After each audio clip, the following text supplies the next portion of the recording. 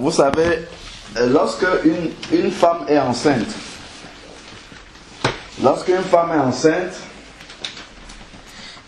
au bout d'un certain temps, 9 mois, si tout se passe bien, un peu plus tôt, si les choses ne se passent pas normalement, au bout d'un moment, la femme commence à ressentir des douleurs dans le ventre, voilà, elle commence à perdre les os et ainsi de suite, et on sait que l'accouchement va être déclenché. Et je crois que je sais même pas, je crois que nous avons tous constaté que lorsque la femme commence à perdre des os, vraiment, là, il n'y a plus de temps à perdre. On doit vraiment immédiatement s'occuper d'elle en l'amenant à la maternité. On ne peut pas la laisser comme ça. Amen. J'ai entendu là qu'il y a quelqu'un qui dit qu'il veut naître de nouveau. Donc on ne peut rien faire sans avoir justement permis que la femme accouche et que le nouveau-né soit là. Amen. Amen. Donc c'est ça qui est vraiment la priorité. On ne peut pas faire quelque chose s'il y a une femme enceinte au milieu de nous qui veut donner naissance. Donc on va d'abord s'occuper d'elle jusqu'à ce que l'enfant vienne au monde. Et une fois que l'enfant sera venu au monde, là maintenant on peut passer à autre chose. On peut se réjouir et ainsi de suite pour l'enfant qui est venu au monde. Donc voilà. On va, et comme la parole de Dieu nous dit, dans Jean chapitre 1, verset 12, à ceux qui l'ont reçu quoi? La parole de Dieu, elle a donné le pouvoir de devenir enfants de Dieu. Donc, nous avons besoin de cette parole-là. Donc, c'est cette parole-là qui va faire naître, justement. C'est cette parole-là qui va déclencher cette nouvelle naissance. Et celui qui est, la sage femme ou bien même le médecin accoucheur, c'est le Saint-Esprit. Mais il faut qu'il y ait la parole d'abord qui déclenche vraiment ces contractions-là et qui conduisent à la nouvelle naissance complètement. Amen. Amen. Donc, c'est déjà un grand pas de savoir qu'on doit naître de nouveau. Parce que ça, c'est pas quelque chose qui est forcément naturel chez tout le monde. Des gens peuvent dire, bon, je ressens que j'ai un manque, il y a quelque chose qui ne va pas dans ma vie, mais on n'arrive pas à mettre les mots là-dessus. Ou alors il y a des gens qui sont là dehors, qui n'ont même pas la conscience qu'il faut être réconcilié avec Dieu. Il faut se connecter à Dieu pour pouvoir avoir la vie. Parce que Dieu a créé l'homme, avec grand H, l'homme et la femme.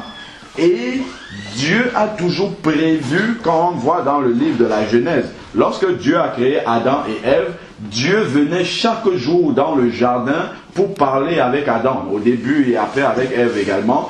Donc Dieu a créé l'homme pour être toujours en communion avec l'homme. L'homme n'a pas été créé pour vivre sans Dieu. Donc l'homme est créé pour vivre toujours et toujours en communion avec son Créateur. Donc tant que l'homme vit loin de son Créateur, c'est quelqu'un qui ne pourra jamais être heureux. Il y a toujours quelque chose qui va manquer à cette personne-là. Le diable qui est le prince de ce monde-ci, qui gouverne ce monde-ci, en tout cas pour ceux qui n'appartiennent pas à Dieu, lui, il n'est pas le créateur de l'homme. Mais il propose des choses à l'homme et pour justement séduire l'homme, pour que l'homme pense que, bon voilà, c'est de ça que j'ai besoin. Mais quand l'homme avance progressivement, même lorsqu'il reçoit justement ces promesses trompeuses-là du malin, quelque part l'homme se rend quand même compte que malgré tout ce qu'il a, il n'est pas heureux. C'est pour ça qu'on peut voir des personnes qui sont multimilliardaires, puisqu'on pense que l'argent aujourd'hui est ce qui contrôle ce monde-ci, est ce qui peut acheter tout, est ce qui peut rendre heureux.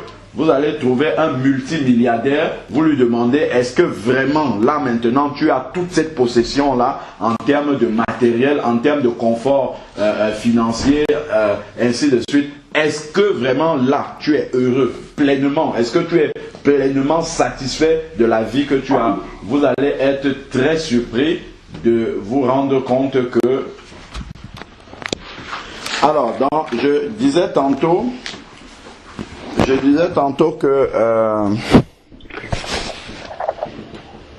Dieu a créé l'homme pour être en communion avec lui. Donc, si on prend même une personne qui est nantie, qui a beaucoup de richesses de ce monde, qui a même beaucoup d'amis, et ainsi de suite, souvent, si vous allez demander à ces personnes-là, est-ce que réellement vous êtes heureux, vous êtes dans la joie au plus profond de vous-même, vous allez voir que ces personnes-là ont souvent beaucoup d'inquiétudes et ainsi de suite, qui montrent que vraiment, ces personnes-là ne sont pas dans la sérénité, ne sont pas dans la joie complète, parfaite qu'il faut. C'est en fait un signe qui révèle qu'il leur manque quelque chose d'important. Et ce qui leur manque en réalité, c'est la communion avec Dieu. Parce que l'homme n'a pas été créé pour vivre sans Dieu.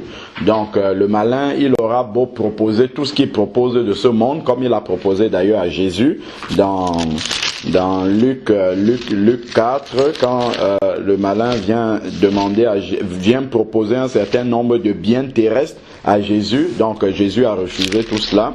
Donc parce que effectivement cela nous montre que c'est pas ce qui apporte la satisfaction, la pleine satisfaction à un être humain sur la terre. Donc ce n'est que lorsque on est en communion avec Dieu qu'on peut être pleinement satisfait. Ok, donc continuons malgré les combats. Dans Exode 20, en fait, nous montre ce qui s'est passé lorsque le Seigneur donnait les 10 commandements, les tables de la loi à Moïse. Le Seigneur avait défini en fait un périmètre que le peuple ne devait pas traverser autour justement du mont Sinaï.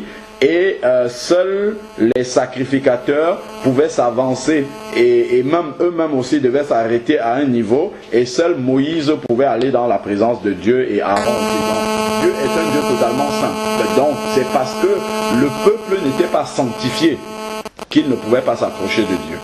Donc, de la même façon aujourd'hui, si nous ne sommes pas sanctifiés, c'est-à-dire mis à part, c'est-à-dire que nos péchés sont pardonnés, lavés totalement, nous ne pouvons pas nous approcher de Dieu. Parce que si Dieu nous laisse même nous approcher de lui, on va être foudroyé et on va mourir. Donc, c'est cela exactement. Donc, je vais essayer de retrouver le verset. Déjà, chapitre 19. Exode chapitre 19, on peut prendre à partir du verset même 21. Il est dit, chapitre 19, verset 21. Il est dit, Exode 19, verset 21.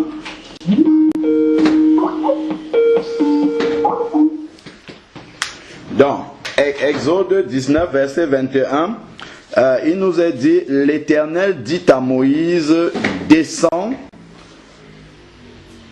avertis solennellement le peuple de peur qu'il ne se précipite vers l'Éternel pour regarder et qu'il n'en tombe un grand nombre.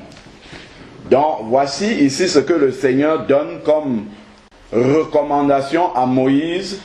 C'est-à-dire que le peuple du commun qui n'est pas sanctifié ne peut pas s'approcher de Dieu. Donc s'il s'approche dans cette condition-là, il va être foudroyé et il va mourir. Donc c'est pour cela que Dieu ne peut, dans sa bonté, ne peut nous laisser nous approcher de lui que si nous sommes sanctifiés.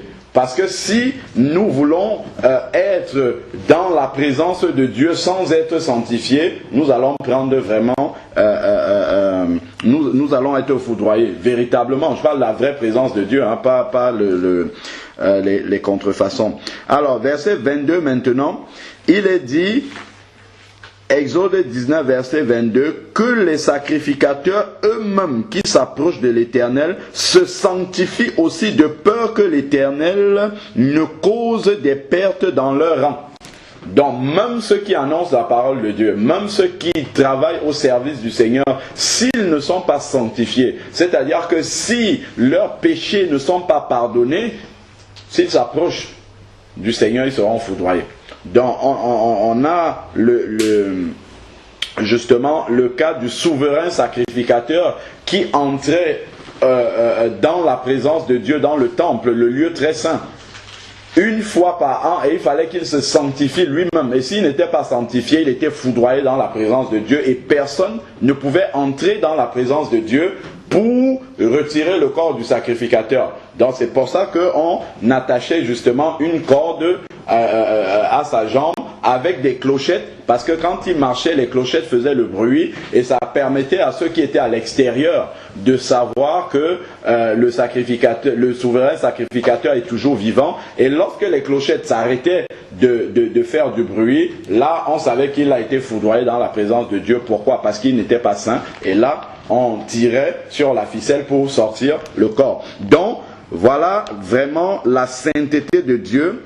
Et c'est pour cela qu'un Dieu saint comme celui-là, on ne peut être en communion avec lui que si nous avons la même sainteté, donc si nous sommes sanctifiés.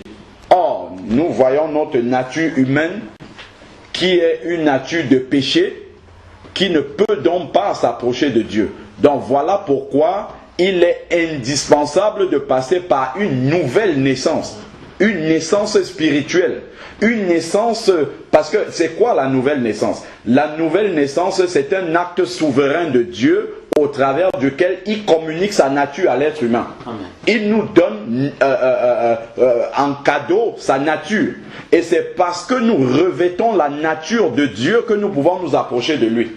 Si nous n'avons pas cette nature-là, nous ne pouvons pas être en communion avec Dieu. Amen. Donc voilà pourquoi la nouvelle naissance est indispensable. C'est-à-dire revêtir la nature de Dieu. Donc si Dieu ne nous donne pas sa nature, on ne peut pas s'approcher du Seigneur. Et on va lire aussi dans Jean 4, verset 24, je crois, que, allons-y voir, mais gardons le doigt sur Exode 19, je ne sais pas si on a terminé, dessus on va revenir.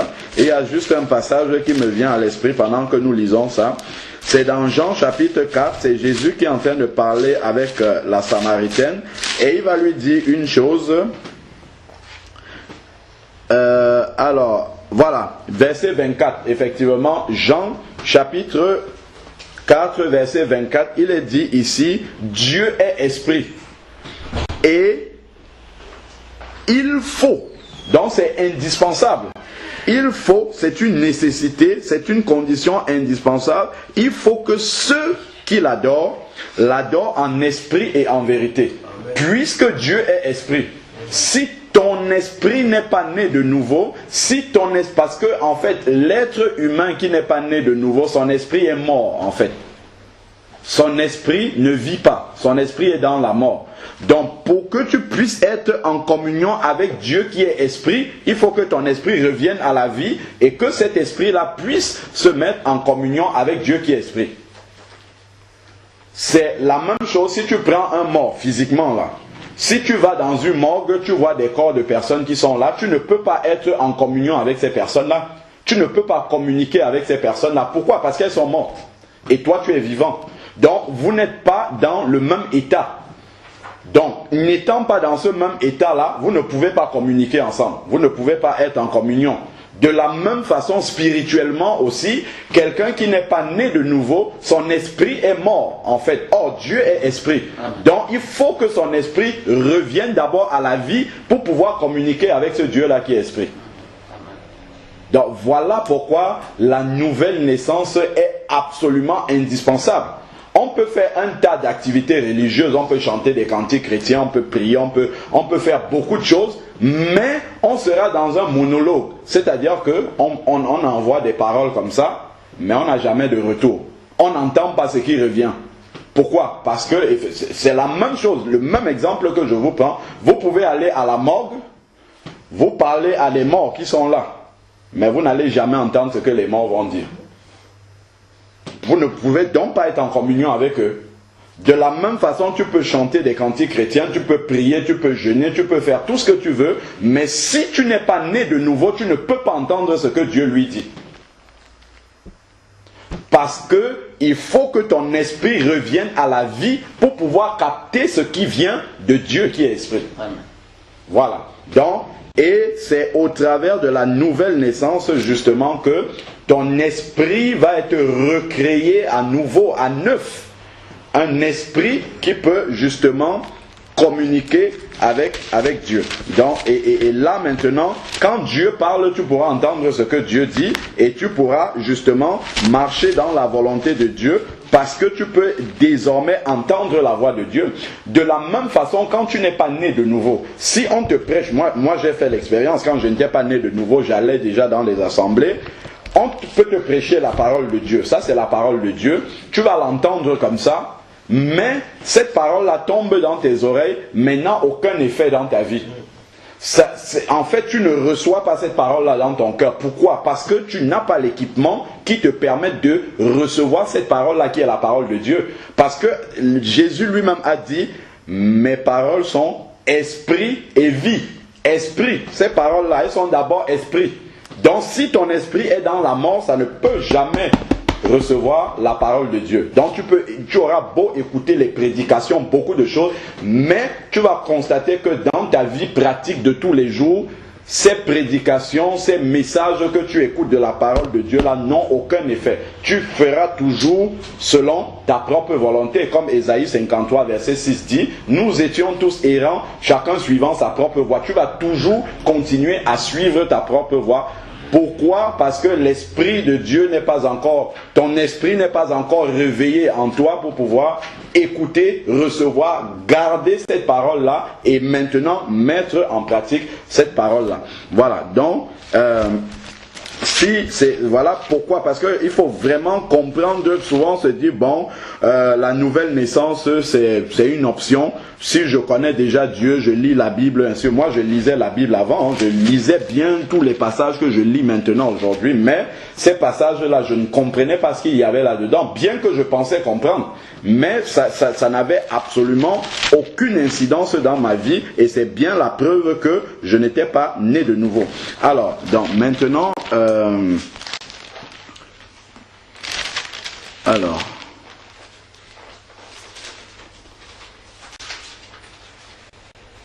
donc, je vais juste lire Éphésiens chapitre 4. Éphésiens chapitre 4, verset... je vais prendre la part de 20 à 24. Je vais lire ça juste rapidement, mais je ne vais pas beaucoup expliquer dedans parce qu'on peut aller très loin avec ça. Alors, dans Éphésiens chapitre 4, verset 20, mais vous, ce n'est pas ainsi que vous avez appris à connaître Christ, si du moins vous avez entendu parler de lui. Et si vous avez été instruit en lui conformément à la vérité qui est en Jésus, c'est-à-dire à vous dépouiller à cause de votre conduite passée de la vieille nature qui se corrompt par les convoitises trompeuses. Donc ça c'est l'ancienne vie, la vie qu'on avait lorsque notre esprit était mort. Donc ça il faut s'en dépouiller, mais bon, ça c'est pas pour quelqu'un qui n'est pas encore converti. Mais c'est la suite qui m'intéresse.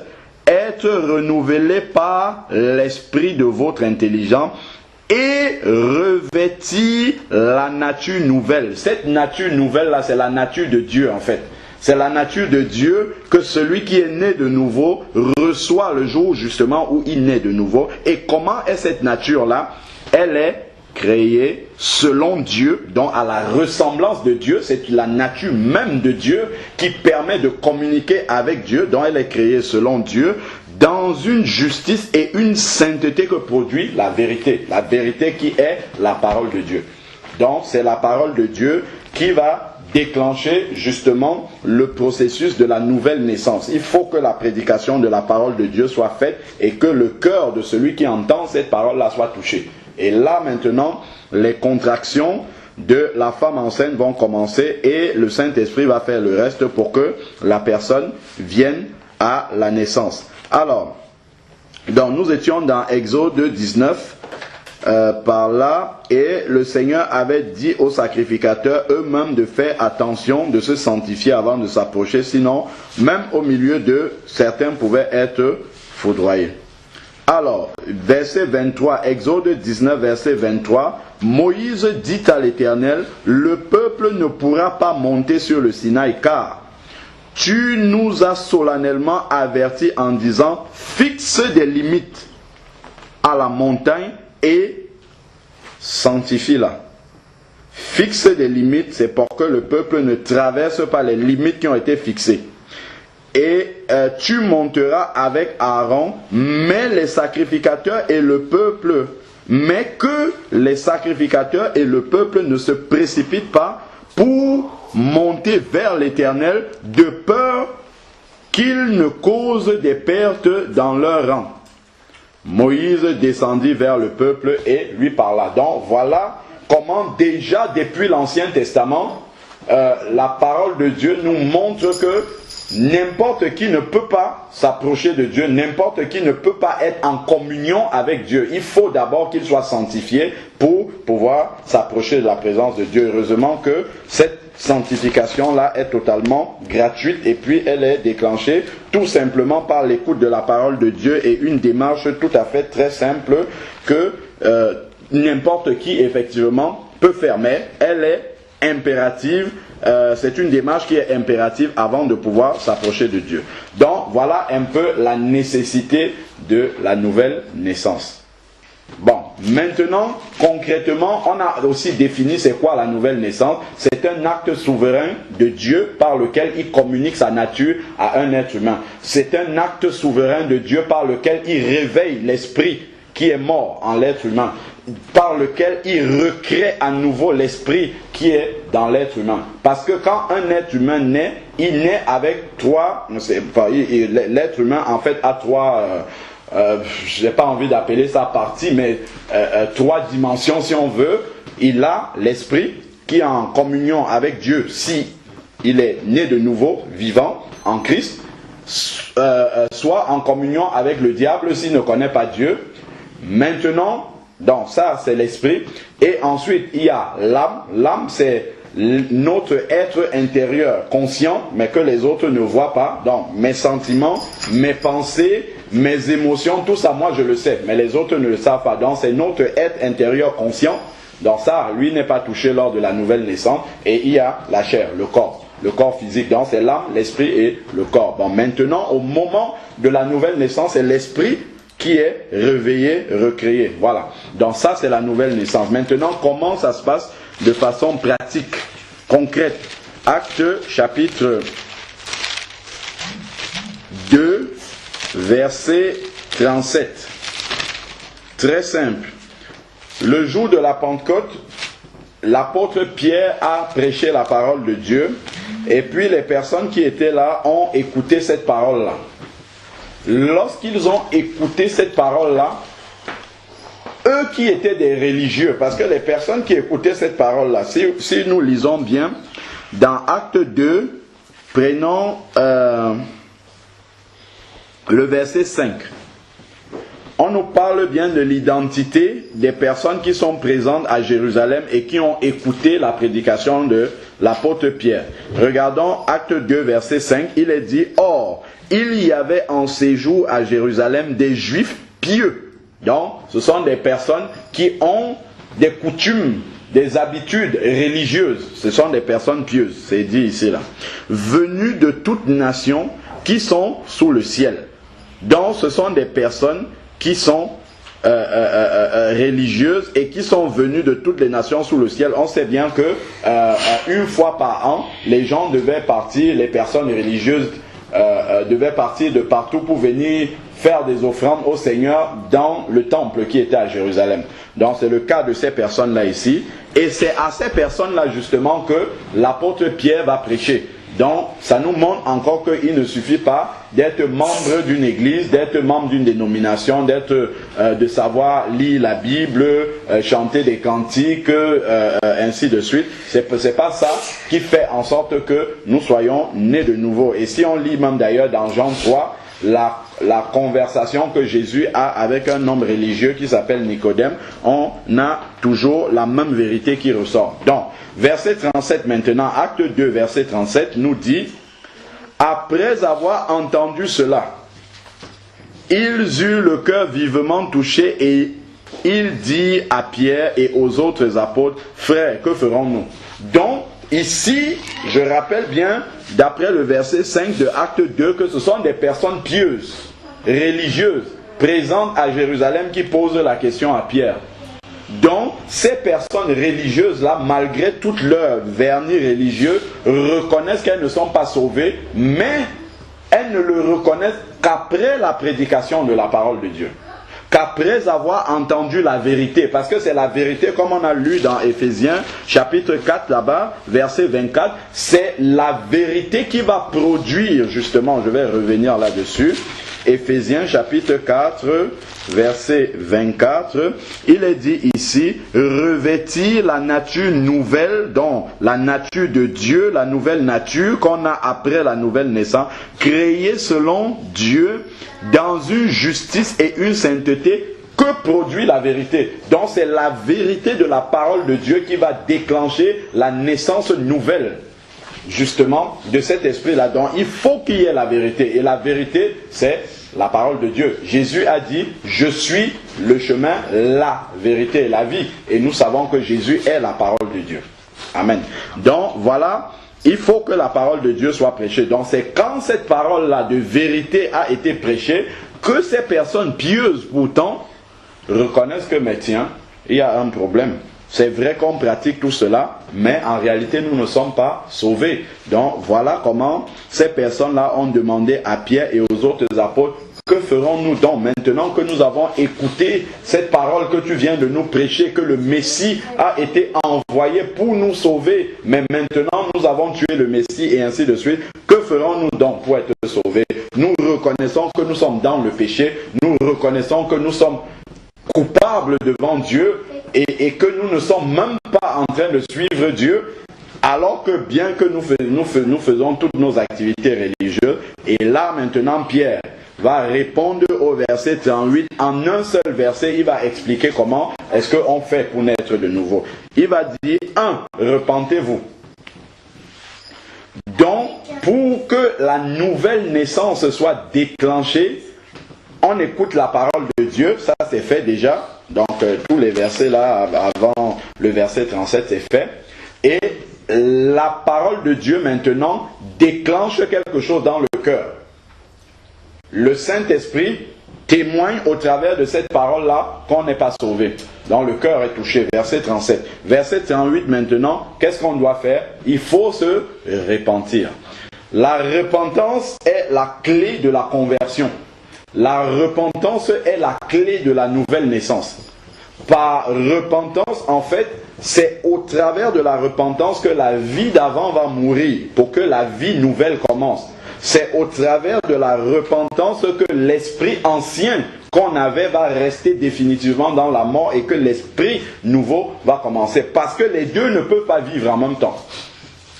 Donc, c'est la repentance qui va régler cette question-là. Se repentir, ça veut dire quoi concrètement? Si vous prenez Proverbe chapitre 28, verset 13, donc ça, on a l'habitude déjà de lire ce verset-là. C'est celui qui confesse, celui qui cache ses transgressions ne prospère pas. Donc, si tu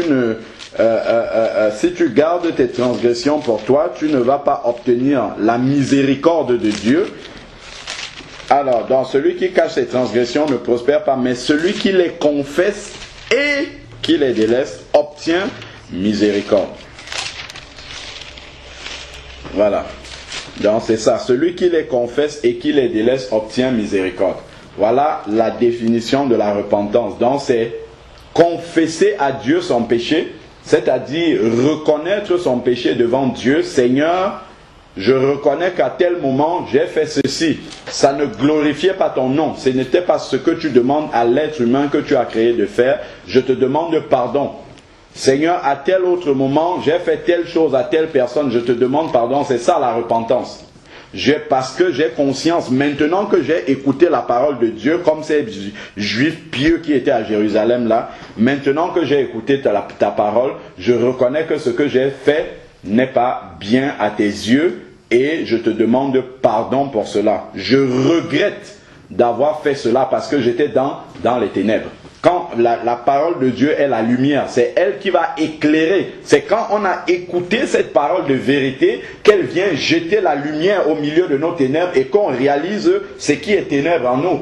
C'est après avoir écouté cette parole de Dieu qu'on réalise le péché qui est en nous, dans notre cœur, et on décide justement de s'en repentir. Seigneur, je te demande pardon, à tel moment j'ai fait telle chose, et ainsi de suite. Donc, toutes les transgressions que nous avons eues, nous étions en train de donner la définition biblique de la repentance avec Proverbe 28, verset 13. Celui qui cache ses transgressions ne prospère pas, mais celui qui les confesse et qui les délaisse obtient miséricorde. Donc, voilà la première étape de la nouvelle naissance concrètement, qui elle-même est déclenchée, comme on a dit, par l'écoute de la parole de Dieu, qui est la vérité, et justement le fait de constater qu'on est pécheur et perdu. Voilà. Donc, alors, la repentance, on a bien compris, c'est passer en revue ces différents péchés, les péchés que l'Esprit de Dieu nous remet dans notre conscience, et justement demander pardon à Dieu, et le Saint-Esprit peut nous envoyer aussi demander pardon aux personnes que nous avons offensées. Donc ça aussi, le Saint-Esprit peut nous conduire à le faire. Et une fois que nous avons fait ce travail-là, qui est tellement important, parce que non seulement c'est lui qui va déclencher la nouvelle naissance, mais il est d'autant plus important aussi que c'est au travers de la repentance justement que nous sommes délivrés des liens spirituels que nous pouvons avoir. Parce que si peut-être, je ne sais pas, tu demeures dans un péché parce que voilà, tu as hérité ça de tes ancêtres ou bien de tes grands-parents, ainsi de suite, parce que eux ils faisaient comme ça et eux ils ne connaissent pas Dieu. Donc, comme le Seigneur nous dit bien qu'il punit jusqu'à la 3e, 4e génération, donc si tu as reçu ça des générations d'avant, n'étant pas converti, donc ça peut agir effectivement dans ta vie, mais au moment où tu vas confesser ce péché-là, c'est-à-dire au moment où tu vas demander pardon à Dieu pour ce péché et prendre la décision de ne plus marcher dans ce péché-là, Dieu en même temps spirituellement va couper ce lien-là avec la famille. D'où tu as hérité ça, Dieu va couper le lien. Si ça vient de la famille ou si ça vient même d'un démon qui te fait faire cette chose-là, au moment où tu vas demander pardon et prendre la décision de ne plus le faire, hop, Dieu coupe le lien spirituel. Ce qui fait que tu es délivré en même temps. C'est ça la vraie délivrance biblique. D'où, justement, la repentance est indispensable pour véritablement naître de nouveau. Parce que ce qui va arriver après, c'est que tu vas être une nouvelle créature. Or, tu ne peux pas être une nouvelle créature si les choses anciennes subsistent encore dans ta vie. C'est pour ça que, entre les deux vies, l'étape de la repentance est là. Entre la vie nouvelle et la vie ancienne, il faut le pont entre les deux, c'est la repentance. Donc, tu ne peux pas sauter de l'un à l'autre comme ça, sans passer par le pont. Sinon, tu vas te noyer. C'est pour ça que souvent, les gens pensent qu'ils sont dans la nouvelle vie, alors qu'en réalité, ils sont encore dans une ancienne vie un peu améliorée. Voilà. La nouvelle vie, elle est totalement nouvelle. L'ancienne vie, c'est l'ancienne vie. Même si elle est améliorée n'importe comment, ça reste l'ancienne vie. Voilà pourquoi Jésus a dit, on ne met pas du vin nouveau dans de vieilles outres. Le vin nouveau va dans les outres nouvelles. Donc si on améliore simplement, on pense que bon, en corrigeant tel aspect de ma vie, c'est bon, je suis en communion avec Dieu, c'est pas ça. Il faut qu'on jette tout ce qui concerne l'ancien et qu'on recommence tout à zéro. Là, vraiment, on peut aller loin. Mais si on vient avec la nature ancienne et qu'on essaye de vivre la vie nouvelle avec, on va tout de suite réaliser que ça ne marche pas comme ça. Voilà, donc la repentance. Autre vérité sur la repentance, sur l'importance de la repentance, c'est également que c'est un nettoyage qui est en train d'être fait dans notre cœur pour pouvoir recevoir l'Esprit de Dieu, l'Esprit Saint. Parce que l'Esprit est totalement saint, il ne peut venir habiter que dans un cœur qui est saint. Donc si le cœur n'est pas saint, l'Esprit Saint ne peut pas venir habiter là-dedans. Si vous lisez dans Luc chapitre 3, lorsque Jésus est sorti des eaux du baptême, qu'est-ce qui s'est passé? L'Esprit Saint est descendu sur lui sous une forme bien précise que la Bible a dit, sous la forme corporelle d'une colombe. Et si vous allez lire les détails sur les caractéristiques de la colombe est l'animal qui est le plus sensible à la saleté. Si une colombe est quelque part et qu'il y a un petit peu de saleté comme ça, tout de suite la colombe part. C'est à cela justement qu'est identifié le Saint-Esprit.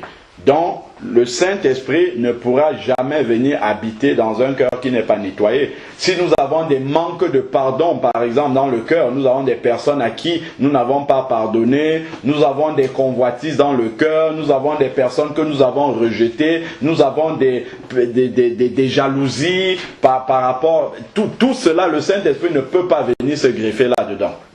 Donc là, on peut faire des tentatives de nouvelle naissance, tant que ça n'est pas parti, la nouvelle naissance ne pourra pas avoir lieu parce que l'enfant n'est pas encore arrivé à terme. L'enfant naît au bout de 9 mois. Donc sinon, oui, vous pouvez toujours amorcer une nouvelle naissance, mais vous serez comme un prématuré. Prématuré spirituel, ça veut dire que l'enfant qui naît prématurément n'a pas encore... tous ses organes ne sont pas encore formés pour pouvoir vivre dans ce monde-ci. S'il sort dans ces conditions-là, si on ne le met pas dans une couveuse, il va mourir tout de suite. Pourquoi? Parce que son organisme n'est pas suffisamment bien formé comme il faut pour subsister en fait à toutes les agressions du monde dans lequel nous vivons. Donc de la même manière, si quelqu'un n'est pas vraiment né de nouveau selon la parole de Dieu, il ne peut pas avoir une vraie vie spirituelle. Il aura une vie religieuse, mais pas une communion avec Dieu. Donc c'est pour ça qu'il faut vraiment prendre le temps nécessaire dans la nouvelle pour naître de nouveau selon la parole de Dieu. Et la clé, c'est la repentance. Voilà. Donc la repentance est aussi le moyen par lequel justement nous disons à Satan, maintenant c'est fini avec toi. J'abandonne ton monde pour passer de l'autre côté. Pour passer des ténèbres à la lumière, il faut bien dire au prince des ténèbres que tout ce qui en moi t'appartient, je te rends ça. Terminé. Que lorsque tu te repens, c'est ce qui se passe en fait. Tu laisses à Satan ce qui lui appartient et maintenant Dieu, selon Colossiens 1, verset 13, va te transporter dans le royaume du Fils de son amour. Donc tu vas passer d'un royaume à un autre. Mais il faut avoir réglé les problèmes du royaume dans lequel tu étais avant. Complètement.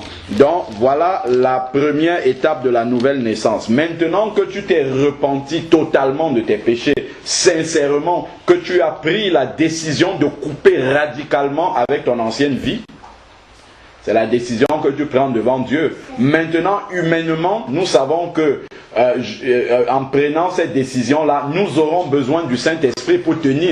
Parce qu'il y a certaines habitudes qui se sont installées depuis si longtemps que bon...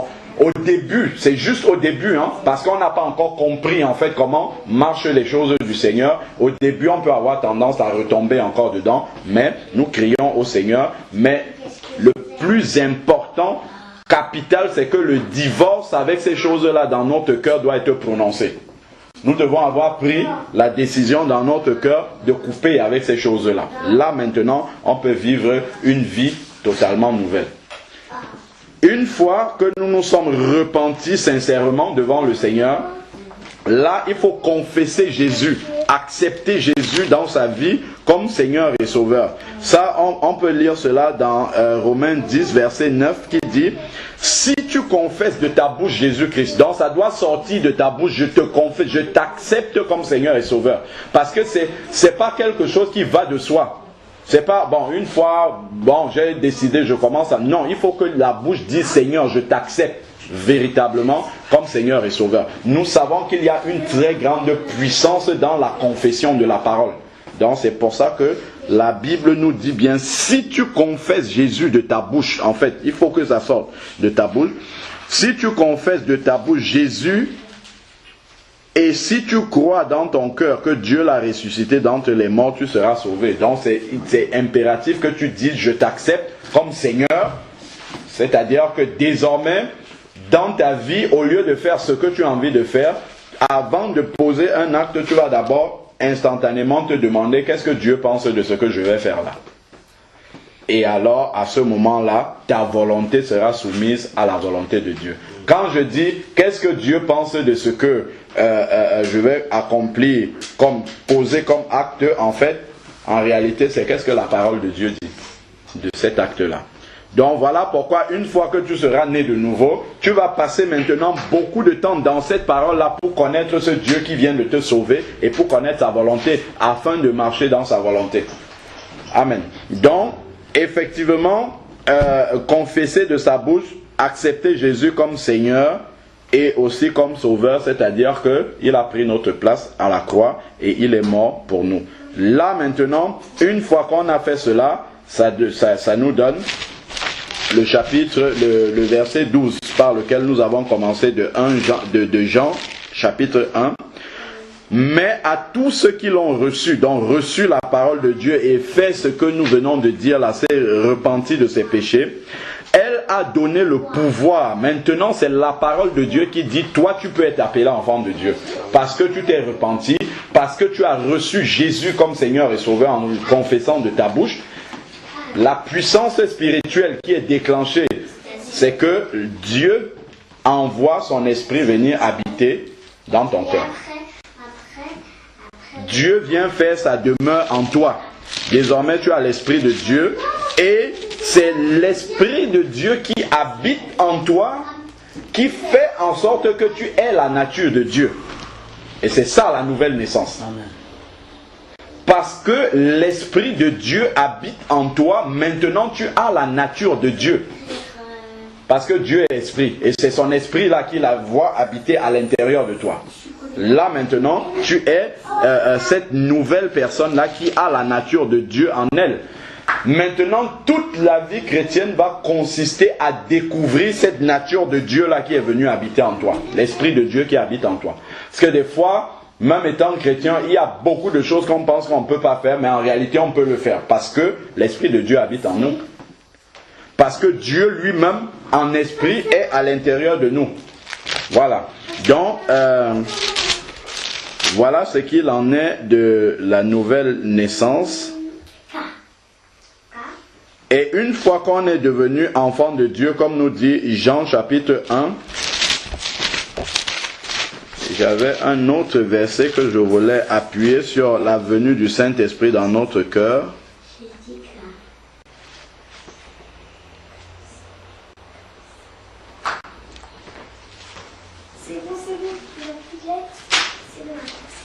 Voilà. Si je prends Jean chapitre 14, verset 23, il nous est dit, Jésus lui répondit, si quelqu'un m'aime, il gardera ma parole. Donc après avoir entendu la parole de Dieu et décidé de suivre Jésus en passant par la repentance, comme on a dit, en acceptant Jésus comme Seigneur et Sauveur, ça veut dire qu'on l'aime. Donc ça entre dans le cadre de ce verset. Et donc, qu'est-ce qui va se passer? Il dit, et mon Père l'aimera. Nous viendrons vers lui et nous ferons notre demeure chez lui. Donc ça, c'est la réception du Saint-Esprit. Nous viendrons et nous ferons notre demeure en lui. Voilà donc ce qu'il faut pour naître de nouveau. Une fois que nous sommes nés de nouveau, revenons toujours dans Acte 2. La nouvelle naissance se résume à Acte 2, verset 38. 1. Repentez-vous. Donc une fois qu'on se repent de ses péchés, il y a une deuxième action que nous devons mener, que l'apôtre Pierre a donné dans ce chapitre-là, Acte 2, verset 38. Il va dire, repentez-vous et que chacun soit baptisé au nom de Jésus-Christ pour le pardon de vos péchés et vous recevrez le Saint-Esprit. Donc immédiatement après qu'on ait confessé Jésus comme Seigneur et Sauveur et repenti de ses péchés, sans attendre, nous devons entrer immédiatement dans les eaux du baptême. Il n'y a pas à aller passer le catéchisme pendant 2 ans ou 3 ans. Non. Une fois qu'on s'est repenti de ses péchés, qu'on a confessé Jésus comme Seigneur et Sauveur, directement nous devons entrer dans les eaux du baptême pour que le diable qui ne peut pas lire dans nos pensées puisse voir qu'on ne lui appartient plus. Que nous appartenons maintenant à Dieu. Et c'est un témoignage public aussi devant l'Église, devant les anges, devant le Seigneur lui-même, que nous avons vraiment pleinement décidé de passer du côté du Seigneur, d'appartenir au royaume de Dieu, d'abandonner les ténèbres. Ça, c'est vraiment capital. Et dans le baptême, il y a vraiment cette image. Baptême, ça vient d'un terme grec, c'est baptizo, qui veut dire immerger, plonger. Donc, on doit plonger l'ancienne personne dans de l'eau, immerger totalement cette personne-là. Et lorsqu'on la ressort de l'eau, dans l'immersion totale qui est le symbole de la mort à l'ancienne vie, donc c'est fini l'ancienne vie qui ne glorifiait pas Dieu. Et lorsqu'on ressort des eaux du baptême, c'est l'image de la résurrection à une vie nouvelle, complètement nouvelle, matérialisée par la nature de Dieu que nous avons par son esprit qui habite en nous. Et là maintenant, nous pouvons dire, je suis un homme nouveau, je suis une femme nouvelle. Lorsque tu vas prier maintenant, tu vas voir que Dieu va te répondre et tu vas entendre ce que Dieu dit. Tu vas pouvoir discerner la voix de Dieu au milieu de... Dieu va pouvoir te parler au travers de tes circonstances, au travers des personnes, et ainsi de suite. Et toi, dans ton cœur, tu auras comme cette confirmation, cette certitude que ce que j'entends là, ça vient de Dieu. Pourquoi? Parce que désormais, l'Esprit de Dieu en toi te permet d'être en communion avec Dieu. Donc de pouvoir communiquer avec Dieu. Donc Dieu, c'est pas simplement un monologue, j'envoie des prières. Peu importe, il reçoit, il ne reçoit pas, ça monte, ça monte, ça monte et ça ne descend jamais. En fait, Dieu parle toujours. Dieu parle toujours, même aux païens, Dieu parle. Mais seulement les païens ne peuvent pas entendre. Pourquoi? Parce que leur esprit est mort. Donc, voilà, en fait, et parlant justement du baptême, si nous prenons Actes chapitre 16, verset 27. Donc ça, c'est quand Paul et Silas étaient en prison et que, louant le Seigneur dans la nuit, les portes de la prison, après le tremblement de terre, les portes se sont ouvertes et puis le garde prisonnier qui est appelé ici le geôlier pensait que les prisonniers se sont échappés. Il y a quelque chose qui s'est passé là. Verset 27, acte 16, verset 27, le geôlier se réveilla et lorsqu'il vit les portes de la prison ouvertes, il tira son épée et allait se tuer. Il voulait se tuer parce qu'il savait bien ce que ses chefs devaient dire. Pensant que les prisonniers s'étaient enfuis. Mais Paul cria d'une voix forte, ne fais pas ça. Ne te fais aucun mal, nous sommes tous ici. Alors le geôlier demanda de la lumière, entra précipitamment. Nous sommes la nuit, donc il demande la lumière. Entra précipitamment et tomba tout tremblant devant Paul et Silas. Il les mena dehors et dit, Seigneur, que faut-il que je fasse pour être sauvé? C'est la même question que dans Acte 2, 37, les gens qui étaient présents, les hommes, les personnes pieuses qui étaient présentes à Jérusalem, c'est la même question qu'elles ont posée à Pierre et aux autres apôtres. Et qu'est-ce que Paul va lui répondre? Il répondit, crois au Seigneur Jésus. C'est quoi croire? Croire, c'est pas seulement dire je crois. Non. Croire, c'est tout ce qui a été dit dans le verset 38 de Acte 2, à savoir se repentir de ses péchés, confesser Jésus comme Seigneur et Sauveur et commencer à marcher dans l'obéissance. Et la première obéissance, c'est se baptiser déjà. Et maintenant, obéir à la parole de Dieu. Là, celui qui fait ça, il peut dire je crois justement dans le Seigneur Jésus, parce qu'on sait bien que même les démons, s'il s'agit juste de dire je crois verbalement, même les démons croient. Et il tremble même d'ailleurs lorsque le Seigneur s'approche. Donc, continuons. Nous sommes dans Acte 16, verset 31. Il répondit, donc c'est Paul et Silas, crois au Seigneur Jésus et tu seras sauvé, toi et ta famille. Maintenant, verset 32, et il lui annonçait la parole du Seigneur. Il lui annonçait la parole du Seigneur, c'est ce qu'on vient de faire maintenant.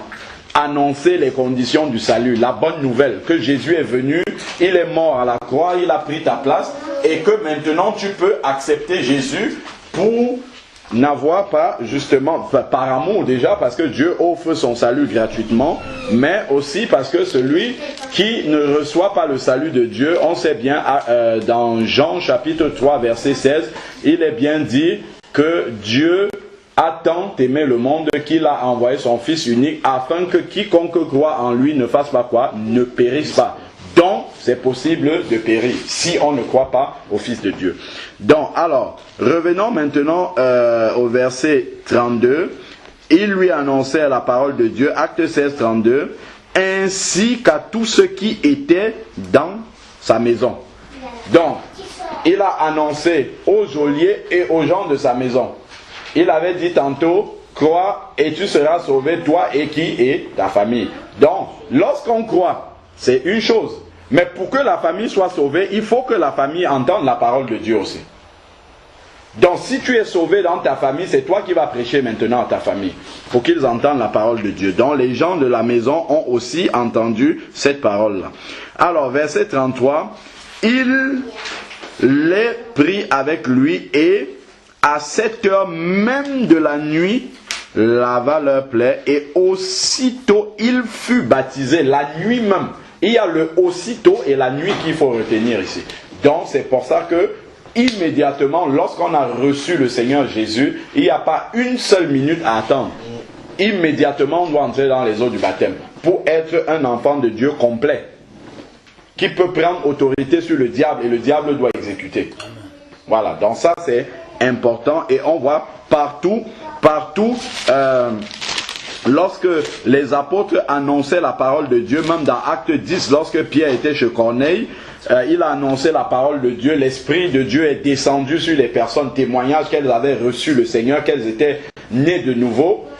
Immédiatement, Acte 10, verset 47, alors Pierre reprit la parole et dit, peut-on refuser l'eau du baptême à ceux qui ont reçu le Saint-Esprit aussi bien que nous? Verset 48, il ordonna de les baptiser au nom de Jésus-Christ.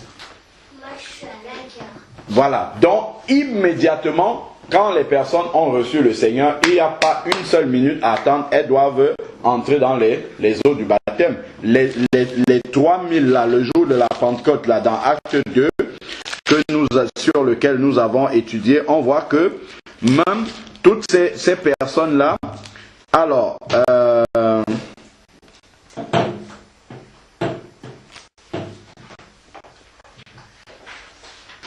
verset 41, acte 2, verset 41.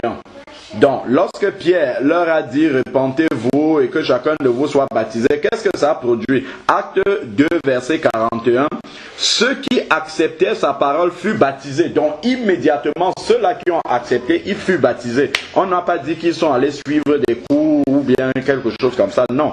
Immédiatement, ils ont été baptisés. En ce jour-là, en quel jour? Le jour de la Pentecôte, le jour même où ils ont reçu la parole de Dieu. Amen. En ce jour-là, le même jour-là, furent ajoutés environ 3000 âmes. Donc, les 3000 personnes écoutent, en tout cas, plusieurs personnes écoutent la prédication, 3000 sont touchés, 3000 reçoivent le Seigneur, les 3000 sont baptisés et deviennent membres de l'église en ce jour-là même. Donc ce n'est pas le lendemain que ça s'est passé, c'est le même jour où les personnes ont reçu la parole de Dieu. Amen. Amen. Donc voilà en résumé pour la nouvelle naissance. Donc maintenant, le Seigneur a fait son travail au travers de sa parole, de son esprit, pour convaincre de péché. Donc maintenant, Pedro, c'est de ton côté que le travail doit se faire en appliquant le verset 38 de Acte 2, en passant notamment par la repentance et en confessant Jésus comme Seigneur et Sauveur. Voilà, là, ça va déclencher immédiatement la nouvelle naissance et l'étape juste après, ça va être de passer dans les eaux du baptême. Maintenant, si parmi vous, il y en a qui ont déjà expérimenté la nouvelle naissance dans les conditions selon ce que la Bible vient de nous enseigner, il ne faut pas attendre demain matin, le lendemain pour vous baptiser. Même si c'est possible, maintenant même il faut se baptiser. Pourquoi? Parce que si Jésus revient cette nuit-ci et que vous n'êtes pas baptisé, vous aurez des problèmes avec lui. C'est sûr que vous aurez des sérieux problèmes avec le Seigneur. On ne peut ne pas passer par les eaux du baptême que dans des conditions extrêmes où vraiment on ne peut pas faire autrement, on prêche l'évangile à quelqu'un qui est en train de mourir, il accepte Jésus, il meurt. Bon, là, on ne peut pas faire autrement, comme le monsieur qui était, le brigand qui était sur la croix avec Jésus, qui a cru étant sur la croix, bon, il ne pouvait pas descendre pour recevoir le baptême d'eau. Mais si on est vivant, immédiatement, c'est la toute première chose qu'on doit faire. Je suis né de nouveau, immédiatement, tel qu'on l'a vu dans la parole de Dieu, on doit passer dans les eaux du baptême. Ça, c'est le premier acte d'obéissance du nouveau converti, du nouveau disciple. Donc ça, il faut le faire le plus rapidement possible, et puis vraiment la communion avec le Seigneur sera établie, et je crois qu'il y aura vraiment une belle perspective de marche chrétienne avec le Seigneur. Amen. Amen. Seigneur, nous voulons te bénir encore pour la richesse de ta parole. Merci parce que ta parole nous dit dans Luc 19 au verset 10 que le Fils de l'homme est venu chercher et sauver ceux qui étaient perdus. Merci parce que aujourd'hui encore tu veux te réconcilier, Seigneur Père, avec tes créatures, avec les personnes que tu as créées, Seigneur Dieu, parce que tu nous rappelles encore au travers, Seigneur Dieu, de ce partage de ta parole, que l'homme est créé pour être en communion avec toi, et que tant qu'il n'a pas cette communion avec toi, Père, il ne peut pas vivre heureux, il ne peut pas vivre à l'aise, il lui manquera toujours quelque chose. Père, je viens te prier pour Pedro, Seigneur Père, qui a entendu cette parole. Oh Dieu Tout-Puissant, que vraiment la puissance de ton esprit agisse en profondeur dans son cœur, afin qu'il puisse passer par la repentance, Seigneur Dieu, et te confesser comme Seigneur et Sauveur. Père, dans ta fidélité, je sais que tu enverras ton esprit habiter en lui, et qu'il pourra être désormais ton enfant, Seigneur, confesser ton nom, prier, annoncer même ta parole, Seigneur Dieu. Et je te prie également, Seigneur Dieu, que tu rendes possible, Seigneur Père, les conditions pour qu'il puisse passer par les eaux du baptême, Seigneur Dieu Tout-Puissant, et être un véritable disciple. Père, je te prie encore pour ceux et celles qui n'ont pas encore eu l'occasion de passer par les eaux du baptême. Seigneur Dieu, je te prie que vraiment tu leur donnes la conviction de l'urgence, Seigneur Dieu Tout-Puissant, qu'il y a à passer dans